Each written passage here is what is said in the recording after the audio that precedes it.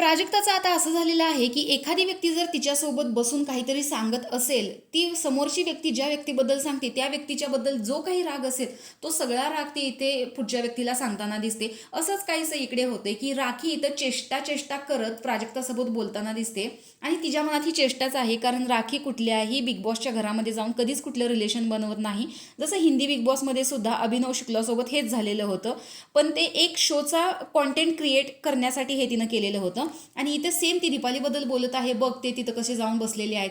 त्यावरती म्हणजे nomination task नंतर हे बोलणं चाललेलं आहे, कारण राखीने गेम पालटलेला आहे नॉमिनेशनच्या टास्कमध्ये. लवकरच तो व्हिडिओ पण येईल. पण इथे दीपाली आणि रोशन तिकडे बसताना दिसत आहेत, कारण दीपालीच्या गळ्यात जो होता तो रुचिताचा फोटो होता आणि राकेशच्या गळ्यात रोशनचा फोटो होता. त्यामुळे त्यांनी एक डील केलेली होती, पण राखीमुळे हा गेम पालटला आणि यांचीच लोक नॉमिनेट झालेले आहेत काटा टीमचे. तर अशा पद्धतीने राखीचा गेम पालटण्याचा जो उद्देश होता तो आता प्राजक्ताला चांगला वाटत आहे, कारण चावीच्या बाबतीत सुद्धा राखी तिच्या बाजूने उभी होती. तर राखी इकडे सांगते की बघ मला सोडून ते आता कसे तिकडे जाऊन उभे आहे. त्यावरती रोशन आणि दीपाली हे दोघेजण समोरच असतात. तर राकेश म्हणत होता की ही लाईक्स मी, आणि त्याच्यावर सगळे लोक मला वहिनी वहिनी म्हणून चिडवत होते, पण आता तो माझ्यापासून दूर जातोय. त्यावर प्राजक्ता म्हणते की ही ना म्हणत होती मी कुठल्याही व्यक्तीशी इथे रिलेशन तयार करायला नाही आले, आणि बघ आता ही तिकडे जाऊन बोलते.